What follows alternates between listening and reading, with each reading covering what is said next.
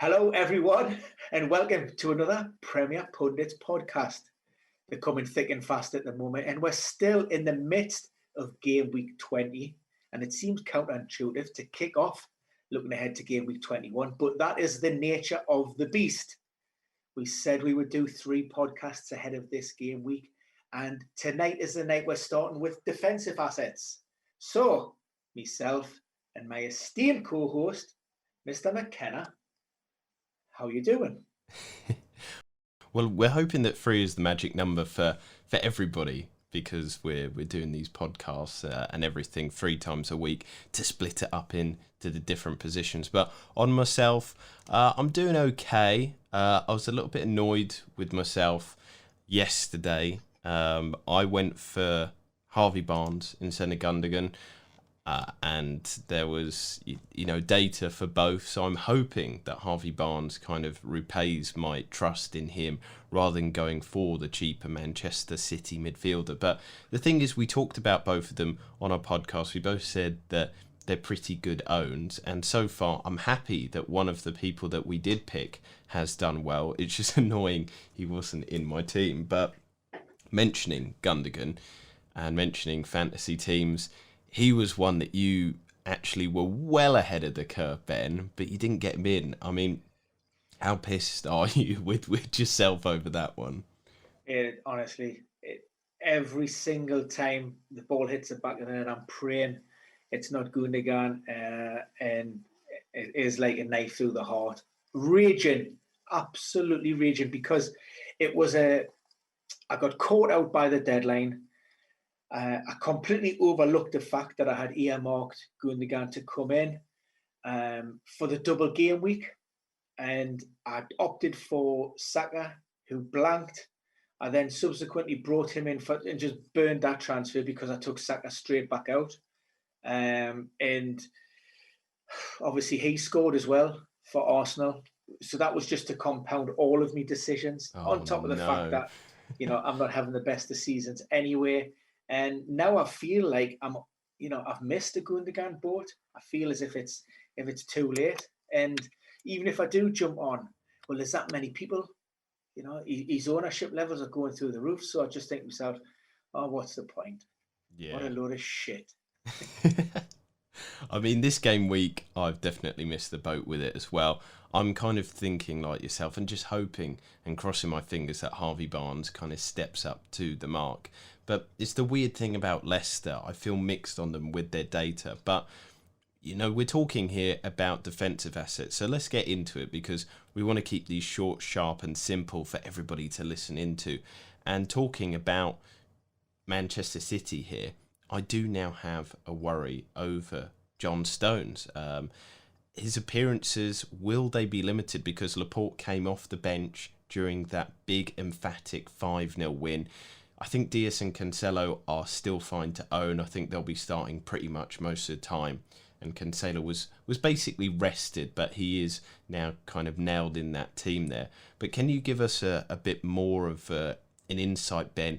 Is Laporte just coming back into the side for tactics, for injury reasons? I mean, what is the reason why he's been out and why he might be sniffing down the neck of John Stones?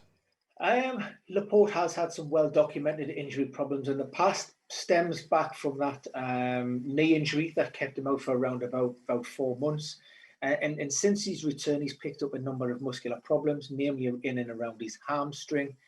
And while most managers sort of, the perception was it was always Laporte and somebody else, and then Diaz came, so it was always those two. That wasn't the case. I mean, Laporte has been there or thereabouts in terms of his fitness for quite a while now. We're not privy to what goes on behind closed doors in terms of the training, but, John Stones has come in, he's grasped that shirt, and, he's really put a marker down with his partnership with Diaz. And for me, it's very much his to lose. I certainly don't see Laporte coming into that side. And one, he hasn't got the, what kind of signal does it send out to John Stones when you're putting in the performances that he's doing, or any player to that matter, where you can play like that and then all of a sudden be dropped? John Stones is in favour. at the moment, most definitely with Pep. You know, it's almost a kiss of death when Pep starts to praise you, you know, in the press. But he said he's responded. He's playing some of his best footballs since arriving at City. Look, and I don't really see it as a worry. Maybe in and around maybe the European fixtures, where you're going to have, you know, that build up, that congested period down the line, and not just Laporte, but you've got Ake, and we still got Garcia at the club. We don't know how long, but you know, so there are you know, there's lots of competition in there. But for me, yeah, I think Stones is locked in, and I've been looking at that City defence. You know, we're talking about a team that's only conceded 13 goals this season. I think they've kept 9 clean sheets in their last 11 games. You know, is it 30? 11 clean sheets overall. I mean, you know, it's out. The figures are unbelievable. I've doubled up. You know, some people might even make the case of, is it worth a triple up? You know, that's the maverick move. It would just be, the concern would be, can you nail 3 City starters in that defence? The safe option would be maybe to go Edison. But again, you know, 9 out of 11, you're thinking, surely they've got to concede sometime. But their next fixture looks absolutely great as well, doesn't it? Yeah, the thing is, the fixtures have nicely aligned up for Manchester City at the moment, and it's kind of like what we said with Manchester United as well. And what is even more buoyant about it is the fact that their data is showing that they're kind of performing in line with that. There's no reason to kind of expect. It's this kind of thing with, oh, well, that they've had 11 clean sheets, they must give one up soon, as you said there, Ben. But there's no reason to think that they should from their underlying data. It's great stuff, and it's exciting. I'm loving this. It's kind of nice to actually have a formidable defence to invest in. But the problem is, as you said there, Ben, where's the maverick move? Where are people going to move up the ranks? Because basically everybody should, and if they don't, they should have Diaz and Stones or Cancelo in their squad.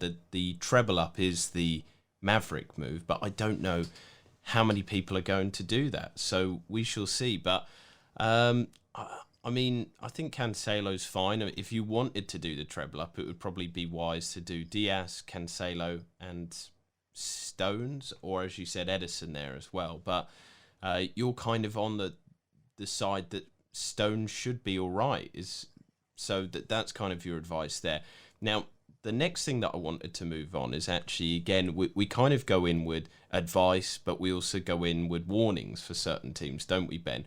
And one of the big things that is being bandied around the community at the moment, rightly so, is that Aston Villa have a really good fixture list coming up. Now, we've discussed the COVID thing. We've done that maybe a bit to death. But I want to focus actually on the fact that they are bottom 4 for XG conceded over the last 6 games. Their defensive data is not great. And so people are looking at the likes of Tyrone Mings. They're looking at maybe Target. And obviously Martinez is kind of fine to hold because he's a goalkeeper and he might get the save points.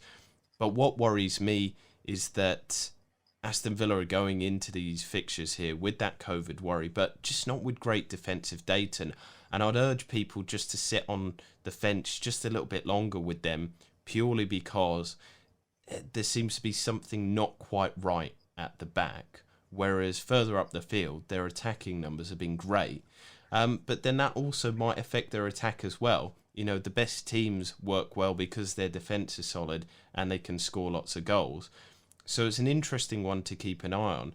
What are your kind of thoughts and feelings with this kind of poor underlying data for the Villains? Look, it's been a little bit of an up and down season for Villa. You know, we've seen some great results, particularly, you know, the Liverpool one stands out. But Martinez, he's still put, I think it's 9 clean sheets Martinez has this season. And the Villa defence is one that I've earmarked potentially, and we'll touch upon it more maybe in a later podcast.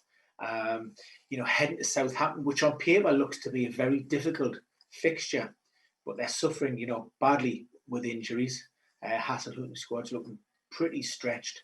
And I keep on expecting Villa to blow their whack, as it were. But they're performing, they're solid, they're consistent. Again, my worry would be they're coming off the back of this COVID, and it's great for the first couple of fixtures, second, third game. They're back in the groove. We're back doing what we love doing. But, the quick turnaround between games, and Dean Smith doesn't rotate a lot. I think we only seen one enforced change on Saturday against Newcastle, Nakamba for McGinn, and then that's been reversed for tonight's game at Turf Moor. So we know he doesn't rotate more. He doesn't even use a lot of substitutes, in all honesty. So, that will have a bearing on his team over time, particularly, like I say, when you've had a disrupted, period during the build-up to this glut of fixtures. So that would be me only worry. So that would be the caveat to maybe as to why you maybe wouldn't invest in Villa backline. Yeah, just for me, it's that data is worrying. So I extended the game week range to actually 9 game weeks, and looking at it, they've actually conceded almost as many goal attempts in the box as Sheffield United with 67, Sheffield United with 68.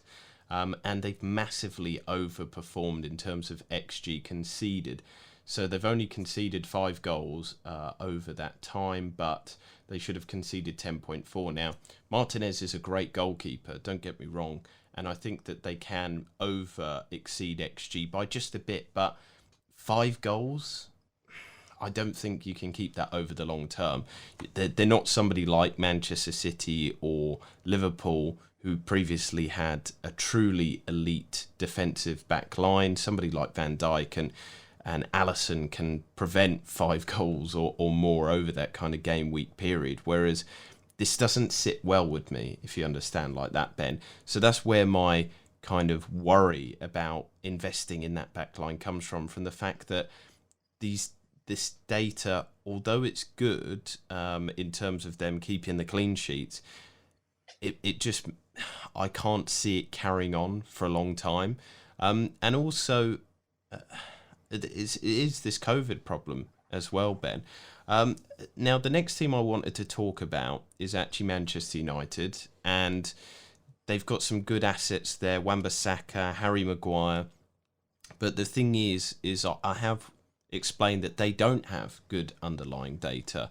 The team have actually been in the bottom 4 in the last 9 games for goal attempts conceded in the box. Only Burnley, Leeds and West Brom have conceded more, and they've actually got quite a high XG conceded as well in the bottom half of the table. It's nearer to the likes of Fulham and Crystal Palace than to Liverpool and Manchester City. So the underlying data isn't there, and that does give me concern. But then you look at their next 6 fixtures, 4 of which I would say are very cleanable games. You look at the ones coming up on the horizon for Manchester United, and you look at the likes of, Arsenal is a bit of a worry, but then you've got Southampton. I would include Everton there because they just haven't had an attack recently, although Calvert-Lewin's back. Then you've got West Brom, then you've got Newcastle. And there's the Chelsea team that might be rejuvenated under Tuchel as well, but there's some good fixtures in there. So it might be a good time to keep or buy Manchester United defensive assets over that good run of period. But with that worrying underlying data there, Ben, does that cause you concern that, yes, they're Manchester United, yes, they play good football, but they got a leaky defence, they won't keep those clean sheets that are the bread and butter. They might concede 1 or 2, but they'll score 3 and 4. And you nailed it just at the end there. I own Maguire, and when I'm looking at United assets going forward, it literally is going forward where I'd look to prioritise that, because those fixtures do appeal, but as well as offensively, as well as potentially sort of defensively. And when you have a team as free flowing and as attacking as United, and the stats will support that, and it's questionable what they're doing in defence, I think the focus, should remain up the top end of the pitch. There are so many good assets there. You got your Brunos, your Martials, maybe your Rashfords.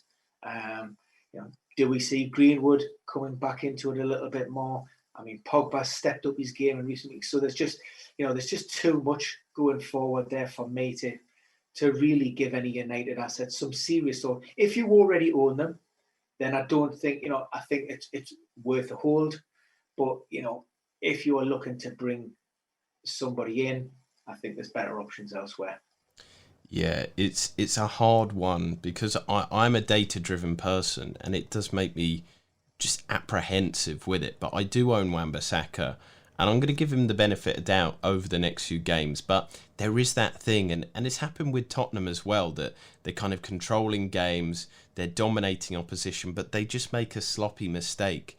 And I think that's happened far too often with Manchester United this season, that they just had one or too many big mistakes in that back line. Part of it is to do with the fact that I think Lindelof and Maguire aren't suited for each other's needs. I think Maguire needs somebody who's a bit quicker beside him, because they're quite often caught out with balls over the top. They're constantly running back, looking a little bit perplexed like headless chickens. So I think if Man United can sign, they should probably go for somebody who's a left-footed centre-back as well to give that modern approach to the game. But until that, I think they will be caught out quite a few times. But it's just those fixtures do look good. But maybe in that sense, I'm being fooled, a bit like I'm telling people not to be with Aston Villa with the fixture run. Now, we do have to address it. The new manager bounce with Chelsea assets. The defence has been really bad over the last few game weeks. Again, somebody that I would usher people not to get in. They've conceded far too many goals. They've actually conceded more than they should have. So Mendy hasn't been doing a good job there. But even with that, they've allowed far too many goal attempts in the box. They've allowed too many big chances. And it's bottom half of the table stuff with this very kind of packed with stars Chelsea team, star-studded. Now, with this new manager bounce, I think Chelsea could improve. But the worrying thing now with Chelsea assets is we don't know who's going to start. Tuchel is notoriously hard. I think he makes the Pep roulette wheel look like something else. It's ridiculous. Kind of, he'll go. He's constantly tinkering. He's constantly moving formations and personnel about. So it'll be hard to kind of nail who's going to start attack and defence. We've seen it today with Reece James being dropped. I think Chilwell is probably the only one that's going to be safe at the back there. But this is part of the problem now with Chelsea FC, is it's going to be hard to choose who's going to be starting week in, week out for them. And it might be the boring players, the players that won't get a lot of points, that do start week in, week out. Somebody like Jorginho might be nailed. We know that Tuchel actually tried to sign him when he was at PSG. But apart from that, Mendy's obviously going to be starting between the sticks. I think Chilwell is safe as a left-back. But those other cheaper options, maybe a Zuma, maybe a Reece James, we just don't know. And that's the worrying thing. So again, there's a bit of negativity here that I'm approaching the defence with. Obviously, last week was saying defences seem to be where the money is at the moment because people are keeping clean sheets. But I'm just warning people to be wary with which defensive assets they get. I mean, do you share that worry there, Ben, knowing Tuchel's kind of mixed formation history? Yeah, look, there was a lot of talk about, tonight's lineup prior to those, official team sheets being submitted. Some suggestion that Hudson-Odoi would be playing right wing back was one of the ones floated, I think, by The Athletic. He seems to have went with experience over youth and homegrown. That's seen the likes of Mason Mount and, as you alluded to, Reece James. That's, benefited to the likes of Azpilicueta back in the team, and Rudiger now could potentially nailed. I think he was a target of Tuchel in the past. Look, I'm a Chilwell owner. I will sit tight with Chilwell, but that really is the only Chelsea asset that I will be looking to retain, and I certainly wouldn't be looking elsewhere within that Blues squad just during this bedding in period. Yeah, they might have some new manager bounce, but again, it's just trying to nail down that starting 11. And, you want to be implementing these new philosophies, set up. And I just don't, I think it's too much of a risk at this moment for me.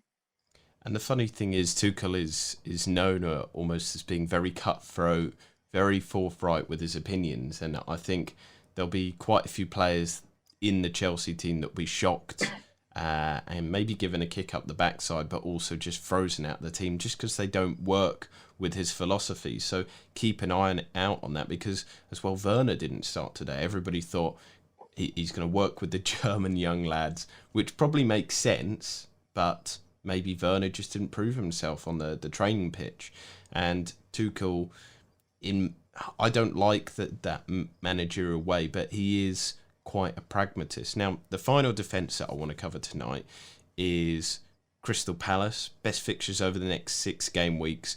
But again, I would avoid their defensive assets because they've only kept 2 clean sheets all season. I think Zaha is a fine own, but looking at these underlying data here, over the last 9 game weeks, they are 4th worst for big chances conceded with 23. Their XG conceded is pretty bad, and they've underperformed on that as well. And yeah, there's quite a few good teams to pick from.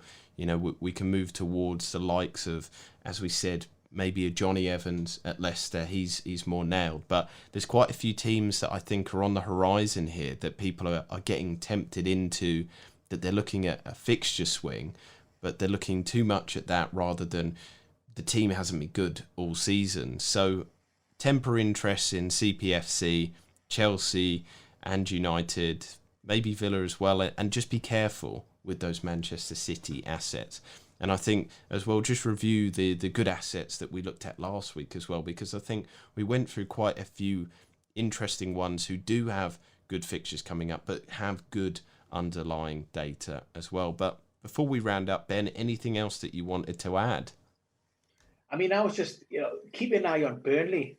I know they've got a couple of very difficult fixtures coming up. I think they've got Chelsea and then Manchester City. But after that, doesn't look too bad. And when you look at the previous 11 games across all competitions, they've conceded 1 goal or fewer across them. And there's a lot of value in that Burnley backline. I know people have been sweet on Charlie Taylor for a while. He obviously misses out on Wednesday night due to a problematic hamstring.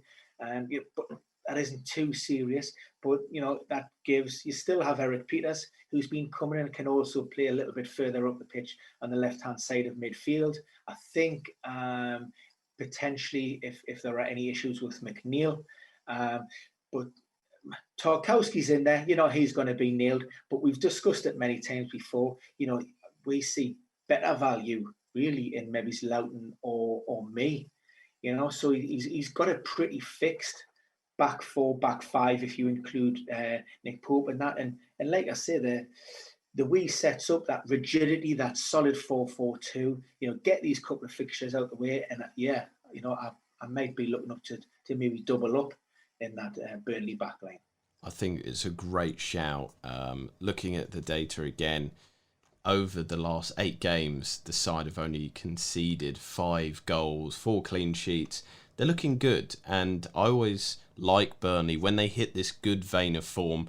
It just seems Dyche can really work wonders with that defensive backline, and he's done it again.